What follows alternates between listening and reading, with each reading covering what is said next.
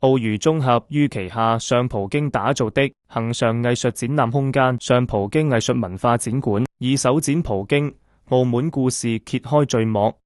展覽結合人文風貌與科技，帶領旅客探索澳門嘅歷史古蹟、民間習俗、城市紀實、人物故事及珍貴展品，多角度推廣澳門獨特多元嘅中西文化交匯魅力。澳娛綜合常務董事何超鳳表示，經過2年籌備，澳娛綜合製作葡京澳門故事作為首個常設展覽，透過不同人物角度，以多維度影片、文字敘述、珍藏展品、互動遊戲及 AI 技術，帶大家穿越澳門500多年嘅歷史，細味無數澳門人為推動這座城市進步所傾注嘅智慧、努力及創意。展館設有特設藏經閣，展出由澳娛綜合度假股份有限公司及澳門旅遊娛樂股份有限公司收藏嘅珍品。首個展覽以中華瑰寶、清朝宮廷藝術為主題，體會清朝宮廷藝術嘅巧奪天工，包括鑲金及填漆龍紋寶座、